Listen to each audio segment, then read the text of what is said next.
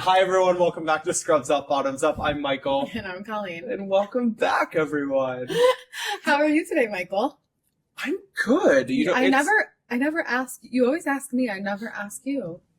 I don't know how accurate that is, but I'm good. I had a long week, but a good week. Lots and lots and lots of buttholes. Oh. Okay. Is that because Pride Week was last week? Just kidding. No. That was, I don't know why I said that. Tell me more. Yeah, Everybody knows your job. You work for a butt doctor. Yeah, so I've mentioned multiple times in the podcast, I no longer work bedside nursing. Yep. And so I do ASS-thetics full-time now. ASS-thetics.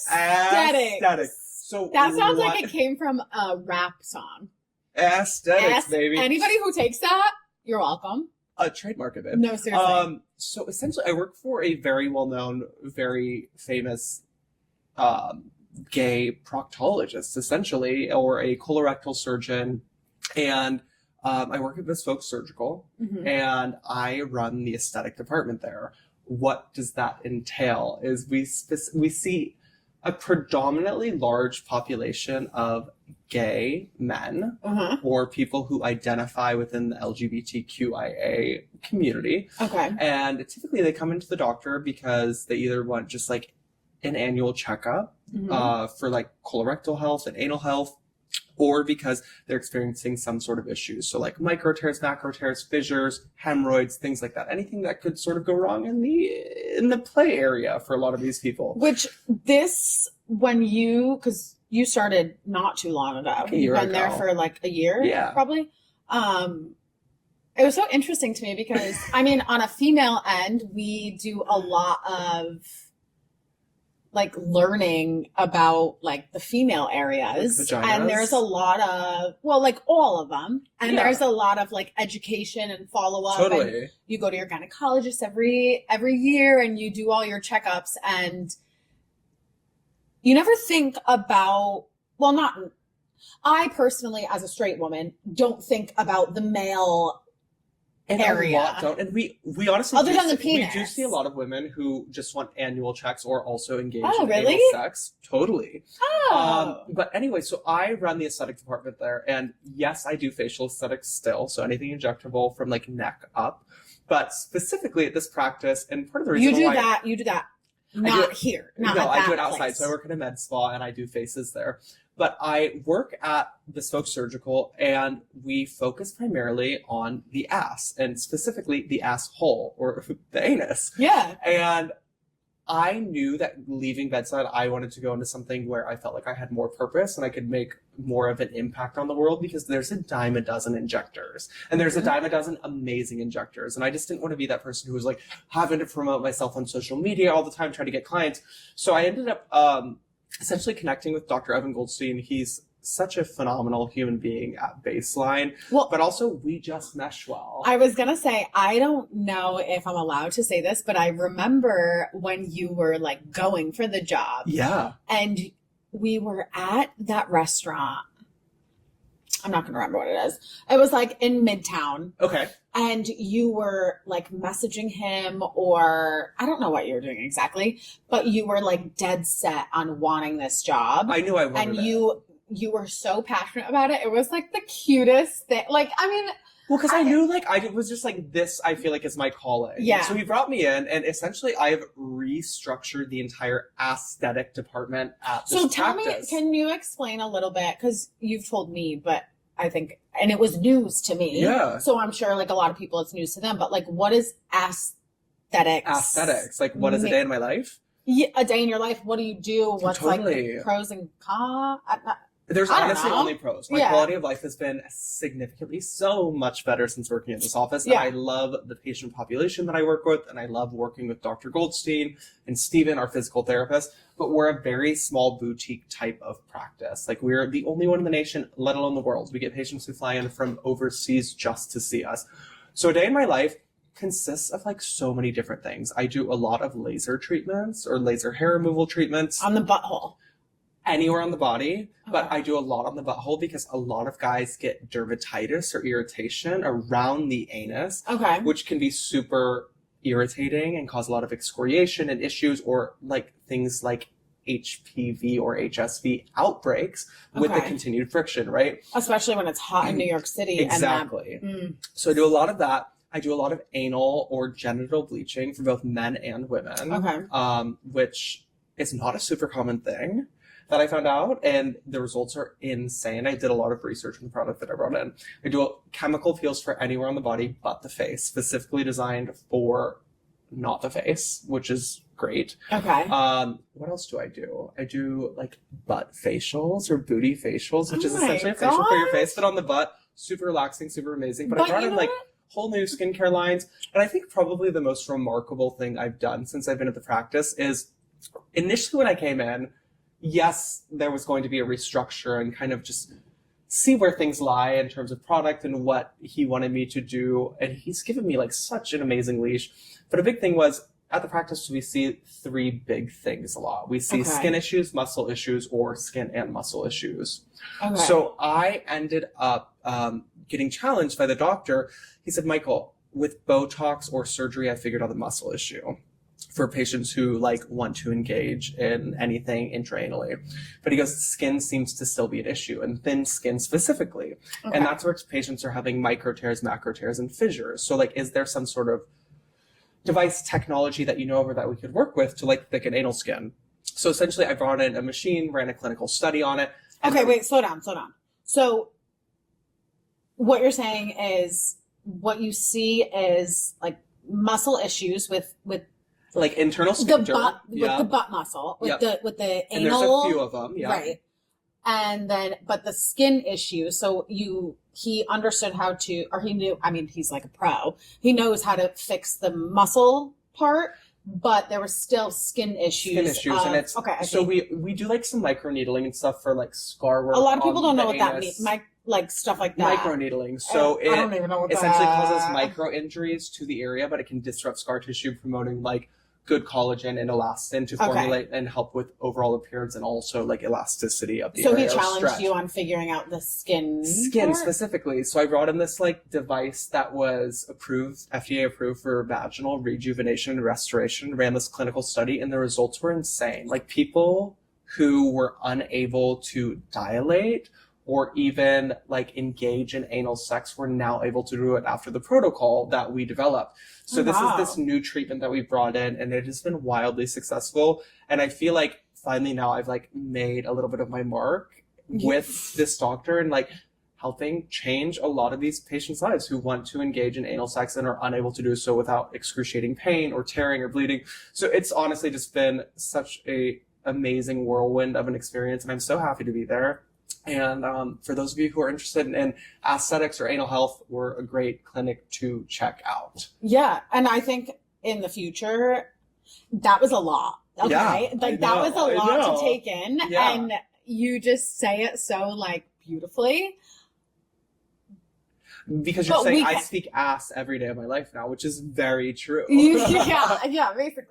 But you do a lot of like videos on educating. I mean, I don't think about my asshole. I don't have to. Like it.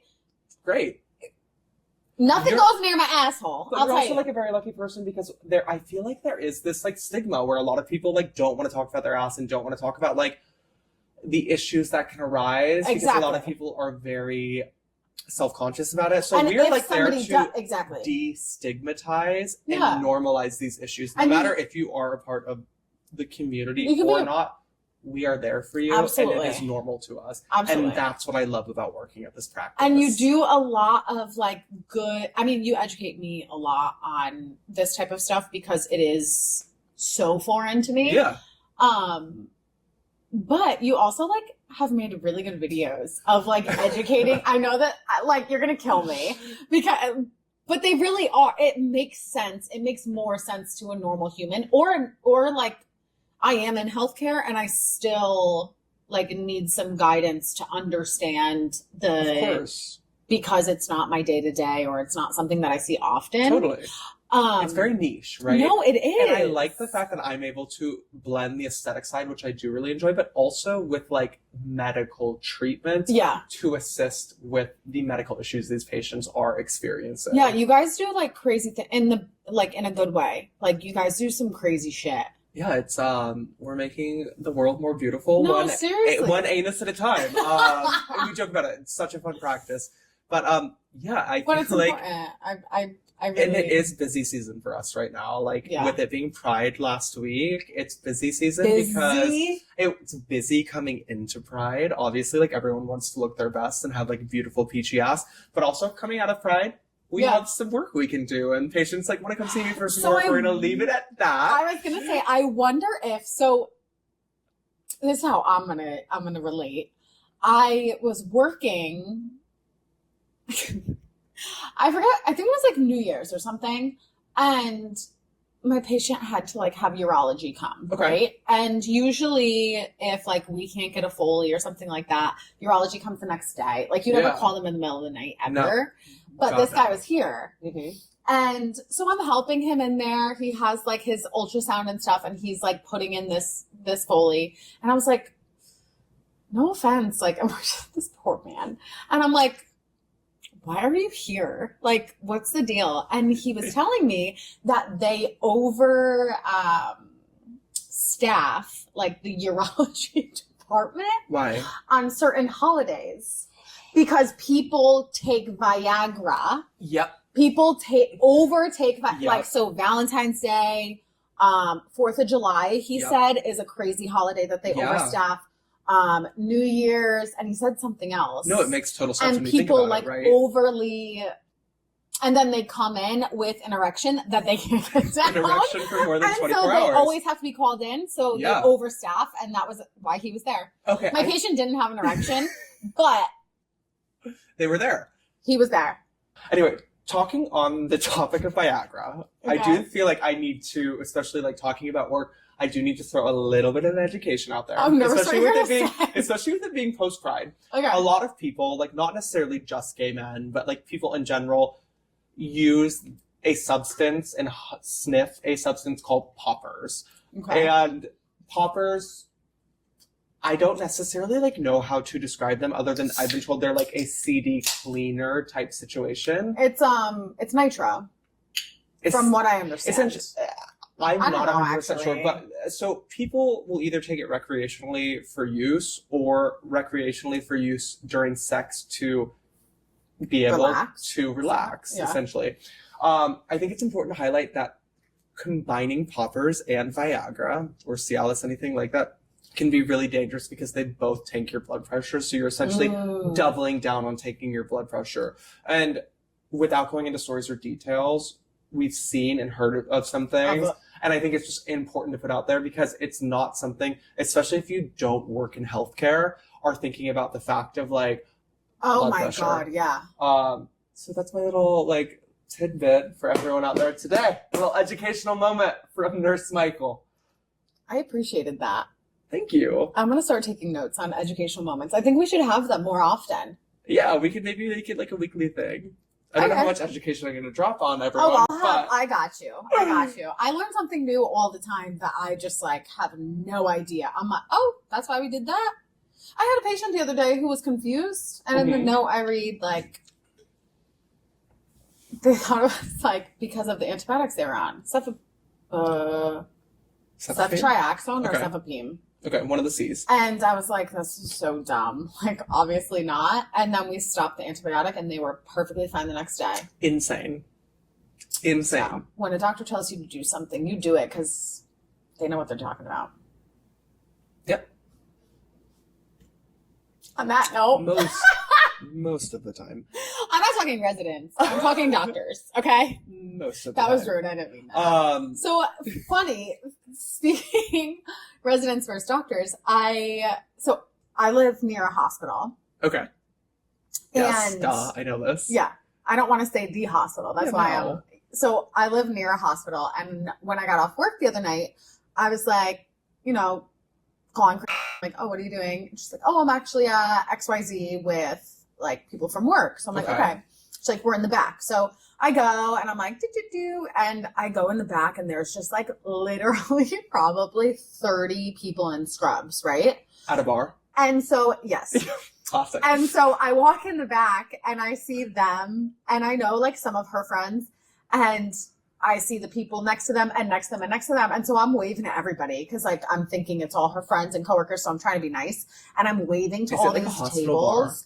They didn't know each other. They just all happened to be together. And I'm waving like I'm like, hello, freaking Miss nice America. Were you in scrubs as well? Yes. So you're in you want to know what? You're in your hospital scrubs. I'm in my hospital They're scrubs. In theirs. No, they were in different colors. This is where I'm getting. So you didn't pick up on that. No. Hear me out. They waved back. Like when you're at a bar and you see someone else in scrubs and you are in scrubs, you're all friends. You're like, we just went through hell and back. No, in the club, we all fam. Like we know what you just went through. Your trauma, my trauma, let's put it on the table and put these bottoms up. Like once I sat down, she was like, Colleen, I don't know them. And I was like, oh, that's fucking embarrassing. Like, great. Okay, but cool. Now we're all friends, but okay. And I was like, are they nurses or are they residents? Because then we kind of like started talking shit about residents because it's about to be July, blah, blah, blah. Oh, and yes. And so then I'm like trying to listen to what they're talking about. And they were like, bed bugs. And I was like, oh no. Christine, they're talking bed bugs.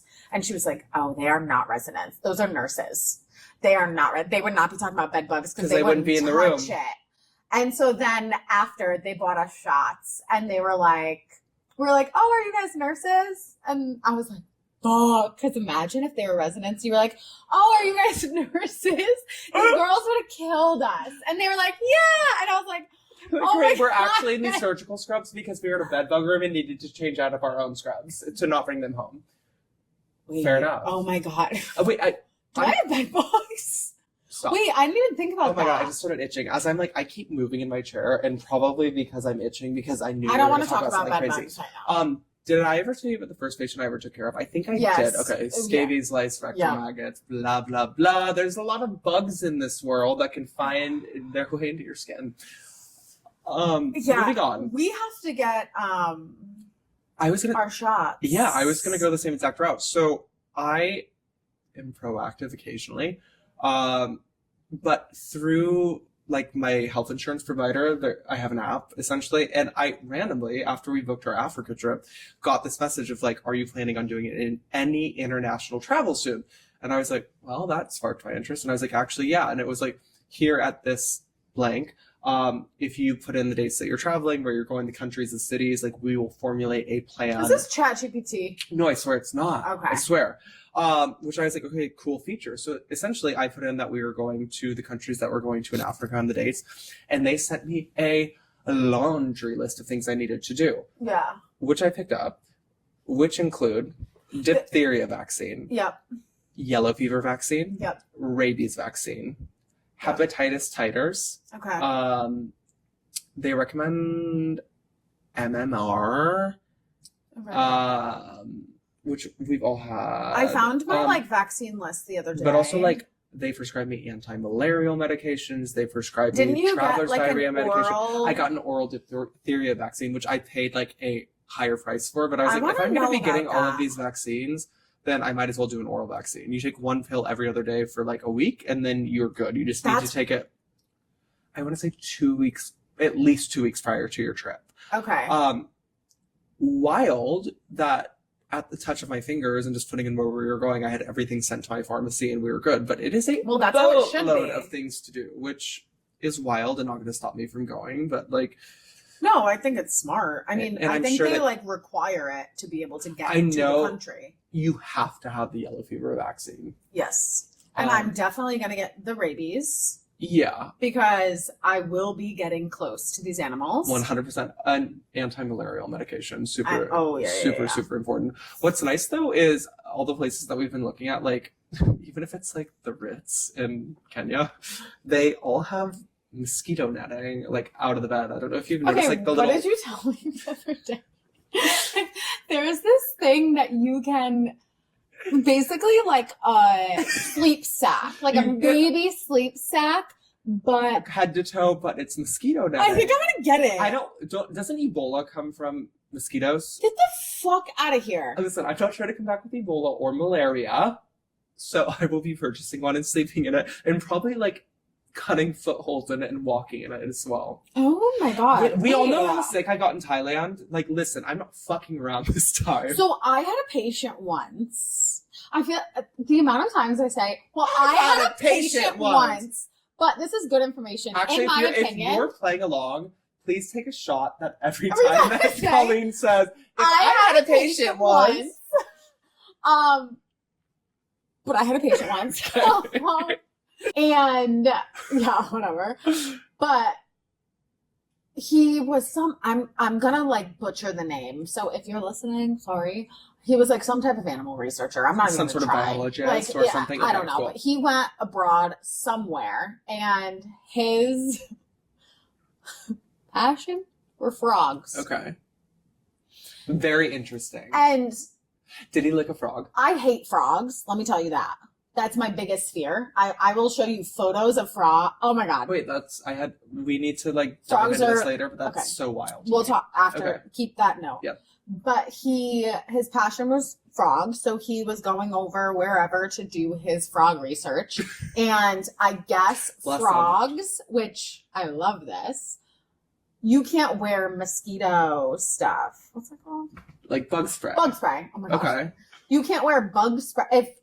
Like, frogs die when they come in contact with bug spray.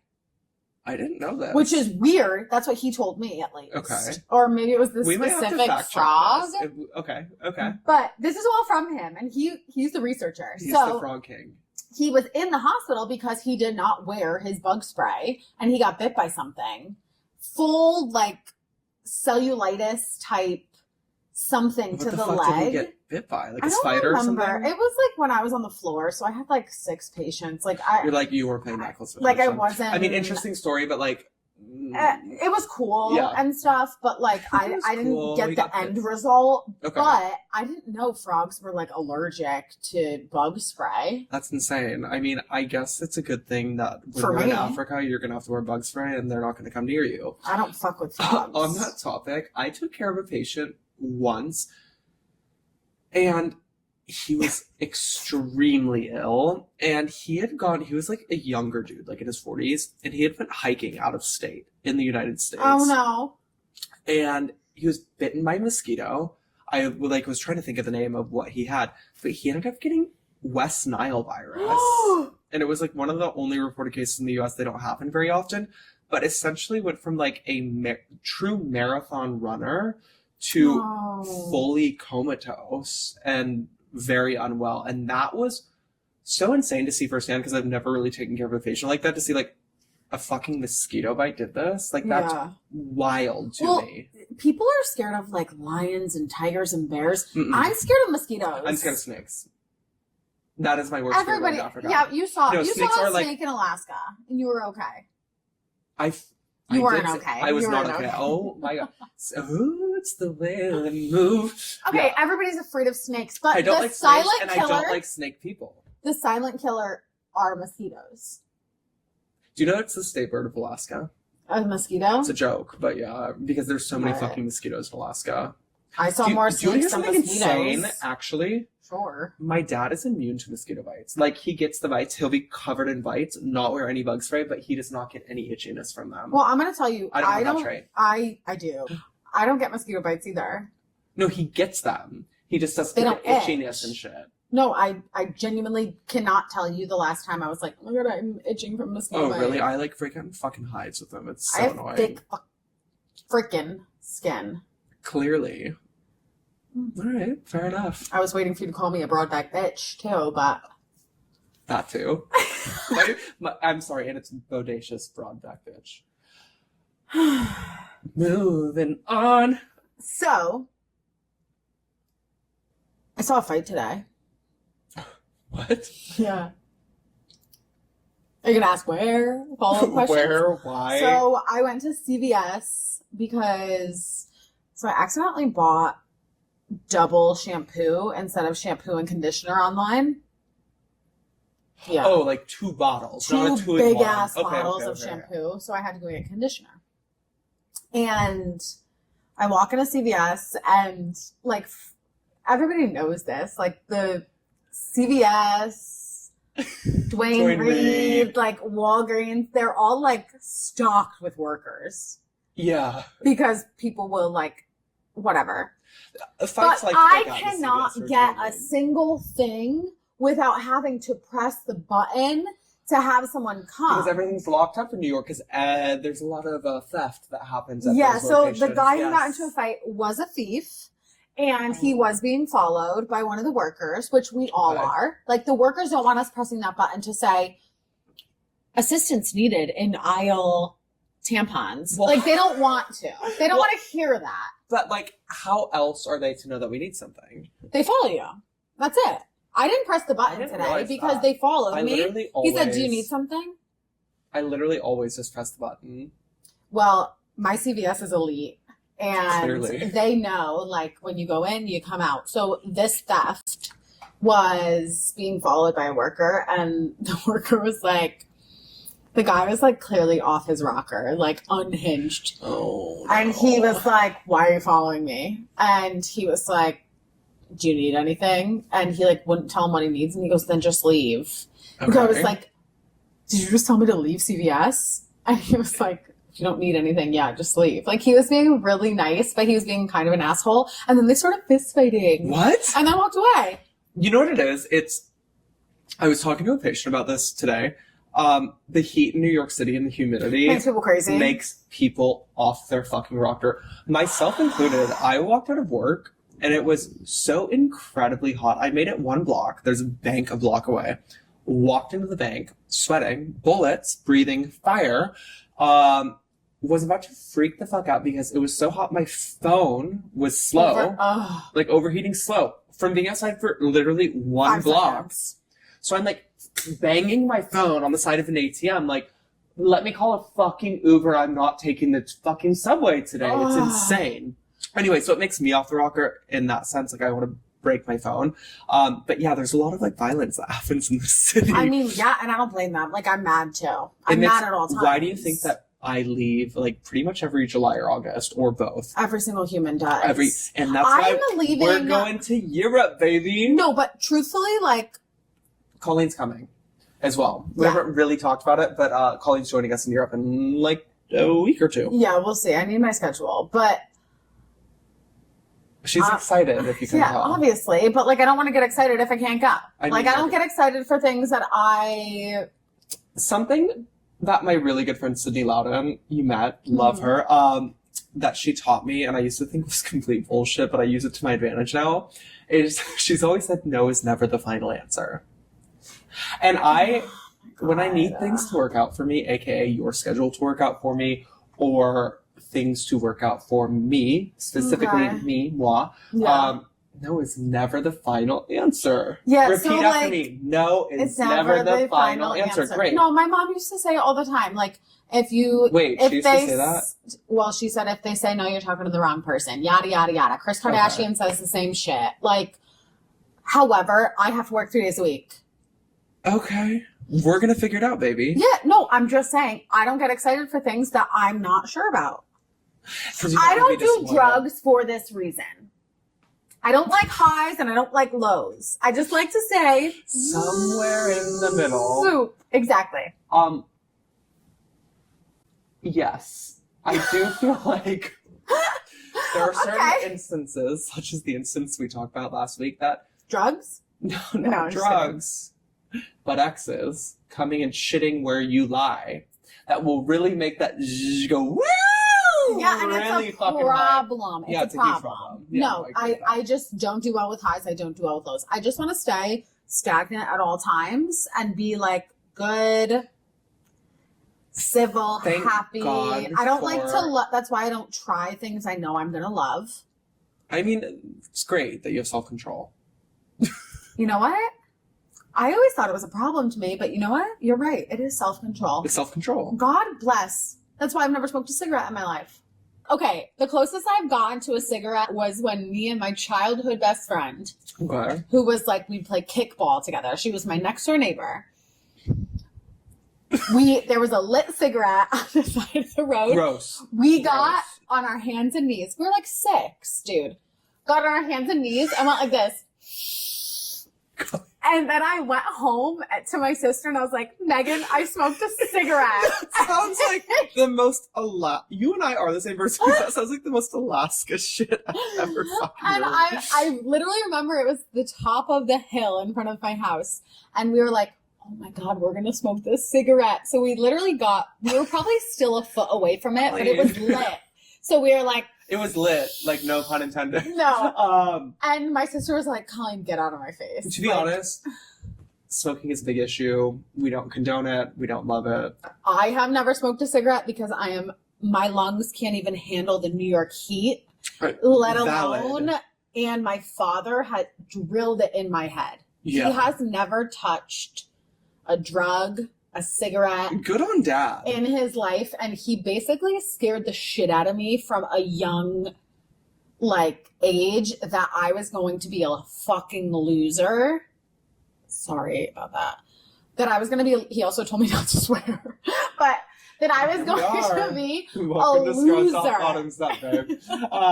If I did a drug or anything like that. So, and I mean, my dad was always right. As a child, your dad's right. Totally, yeah. Especially as a little girl, that's your hero. Daddy's girl. Yeah. I mean, he could have literally told me to do anything and I would have done it. Still to this day, I still will. Yeah, dads are cool. Shout out Dad. Shout out to the dads in the world. I know we missed Father's Day, but I unfortunately...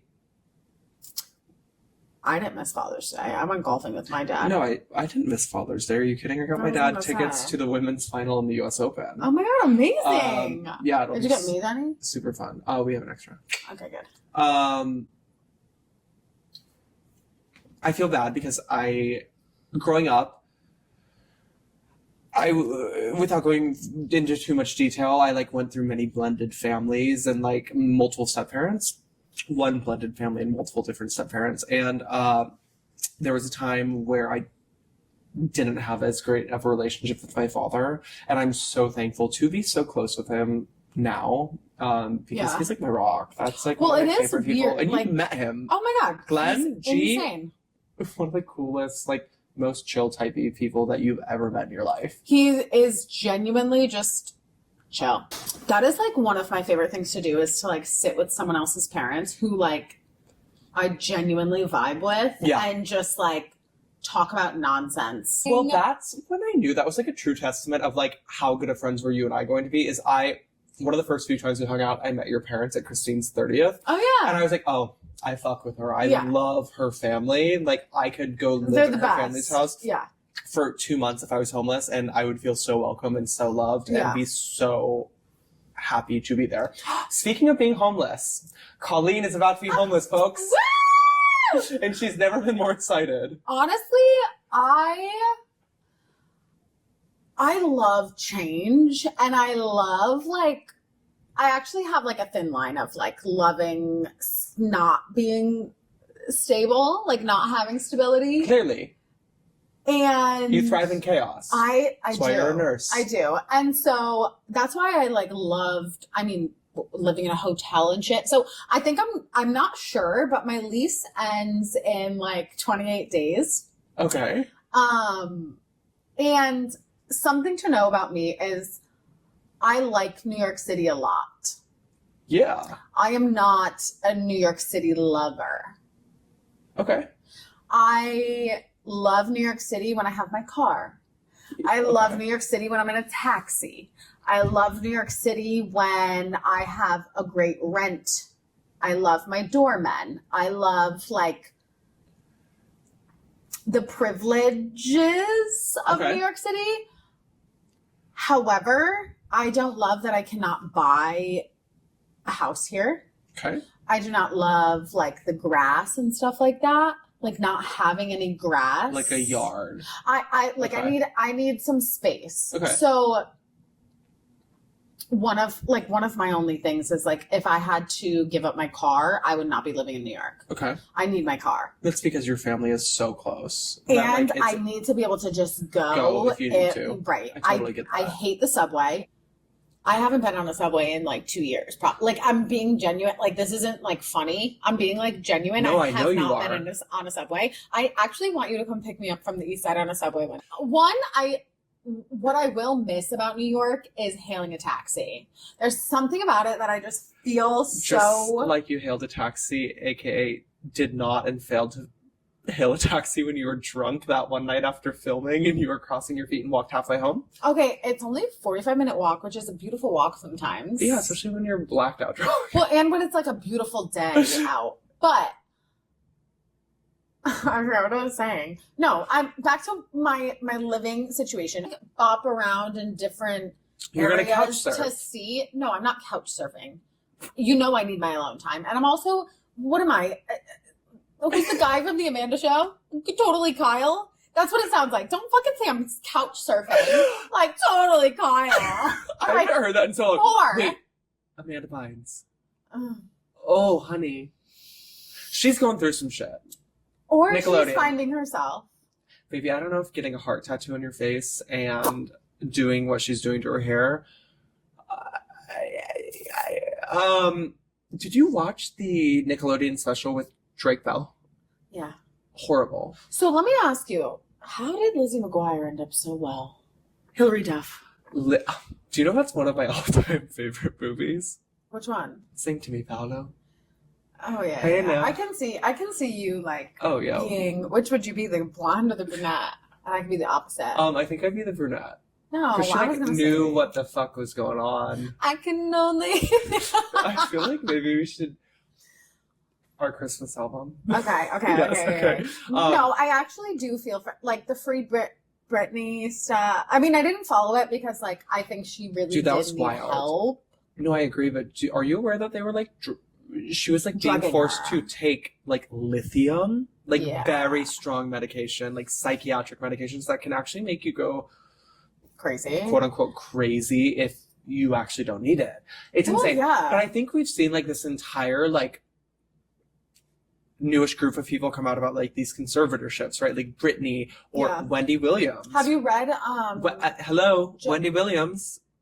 You have Wendy Williams eyes right now, babe. What? Those eyes. Was that that was gibberish. I'm sorry, what? No, Wendy Williams. I will take care of Wendy, okay? I love Wendy. No, I don't love her. I don't love her. She says crazy shit. She's has as much diarrhea mouth as you do, maybe more. I mean, sometimes people just have to let out what they think. And it might not be what we agree with. They might just be having a bad day. Sometimes I have diarrhea mouth all the time. Yeah, I know you do. No. How often does it get you in trouble? Very rare. Because so you're fairly like politically correct. Like you're pretty PC. I don't think I wouldn't even say politically correct. I just like think everybody's right with whatever they think. There's certain topics that like quality. I'm very black and white with like what's right and what's wrong. Okay. But when it goes like outside that stuff, like you can think something and I can think something else and we can talk about it and call it a day. Yeah. Like we don't have like I'm not gonna. That's a great quality that you have. But I love that. I think everybody should like. Why are we like? Life is too short. You're not gonna die with your beliefs on your gravestone, I guess. But no, I get diarrhea mouth when there's like silence in a room. Because you constantly have dialogue in your head. Oh my God. Actually, yes. Because luckily I think I'm funny. Yeah. So like when it comes to work and stuff like that, like I'm going to say the wrong thing in front of the wrong person at some time. Okay, tell me. You have a story. Yep, I know. It's actually about drugs. So great. Bring it on, baby. We had a patient who was like admitted. I don't know where they came from. It wasn't my patient. I was just helping, right? Okay. And I have this thing where if you're like, okay, so say you're transferring a patient to another floor, to MRI, to CT, to anywhere, right? And so it's like you, the doctor, respiratory, 2 transporters. You have a group of people with you. Right. Yes. And everybody's silent. Yeah, it's weird. What do you talk about, right? So I always have to like break the silence and be like, oh, how's everybody's night? And like people are typically mad because they've been waiting for you and stuff like that. I just like get uncomfortable. Yeah, of course. So for this specific instance, there was a patient. They were talking about it was a change of shift. Okay. There's 2 attendings. Okay. Attendings. Yes. Multiple residents. Okay. Multiple anesthesia. Okay, so it's like a big... Multiple nurses, right? Okay. We're getting this patient. And they're talking about the sedation that they wanted the patient on for the next however long, right? Okay. And no one's talking out loud. So it's just awkward silence. Awkward silence. Okay. And they say something about,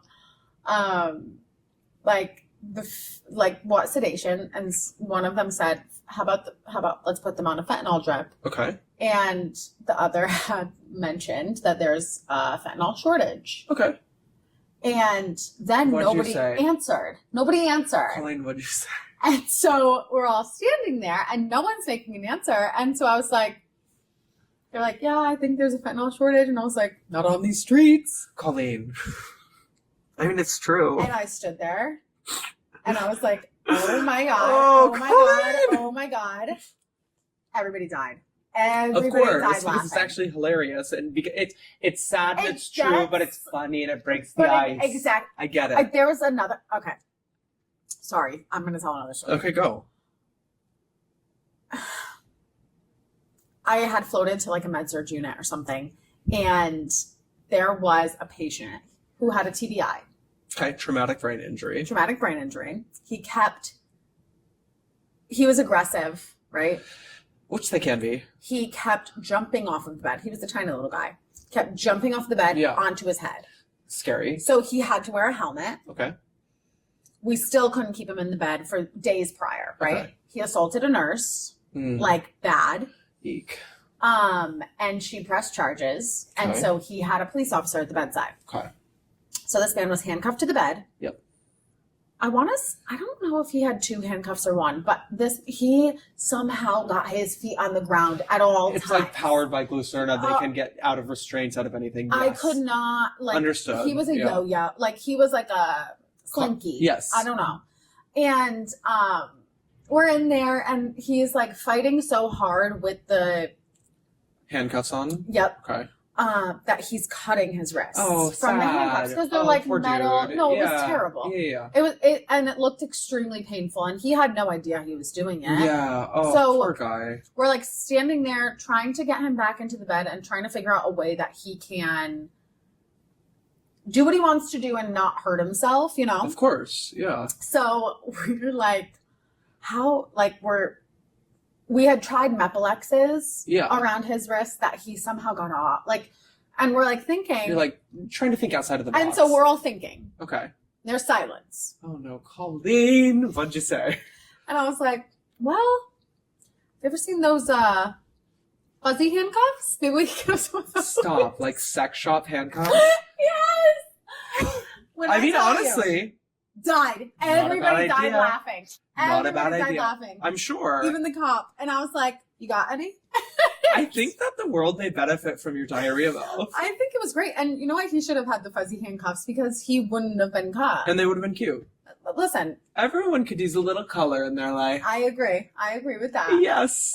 With that being said, I think your diarrhea mouth may need to take a trip to the toilet.